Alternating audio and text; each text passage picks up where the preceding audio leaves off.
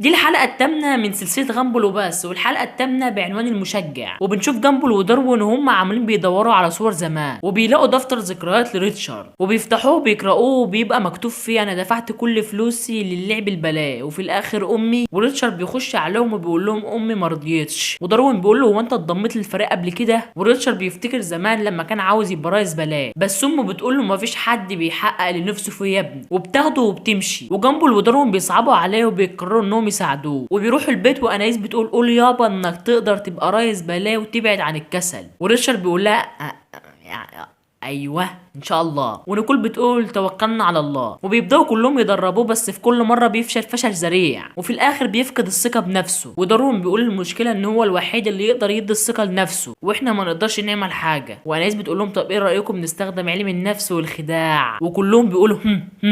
وبيروحوا اوضته. انايس بتقول له دي سماحه المنحكشه يابا، اول راقصه باليه في العالم. وجامبل بيقول انا اللي اخترعت الاسم. وانايس بتقول له دي تديها بوسه تخليك تعمل حركات بلهوانيه. وريتشارد بياخدها وبيقول واو. وانايس بتقول له صحيح ده عليها تنامك في ثواني. وريتشارد بيقول لها والله هو بينام. وانايس بتديله بوسه، وجامبل بيديله بوسه، وداروين بيديله بوسه، ونيكول ما بتديهوش بوسه. وبنروح المدرسه وبنشوف رقاصين الباليه بيقدموا العرض، ومستر سمول بيدي تقييم 1/10، ومستر براون بيدي 10/10. والمذيع بيقول يلا الشاب ريتشارد يجهز نفسه علشان هيطلع دلوقتي. وريتشارد بيكون بره وبيطلع مين؟ لا ركز كده، سماح المنعكشه. وبيديها بوسه وبيحطها في جابه مشاها جابه بالله عليك. وبيخشوا بيقولوا انا جيت يا الصيع. بيبدا يرقص وبيعمل حركات غريبه. وانايس ونيكول بيقولوا شكله هيفضحنا. وجامبل وداروين بيروحوا للحكام وبيقولوا لهم ممكن نساعده. ومستر براون بيقول ماشي. بيخشوا معاه وبيبداوا يرقصوا. وريتشارد بيبص على المدرجات وبيشوف امه، وبيطلع لها امه بتقول له عملتها من ورايا يا ابن سماح المنحكش. وريتشارد بيقول لها خلاص انا مش محتاج دعمك لان معايا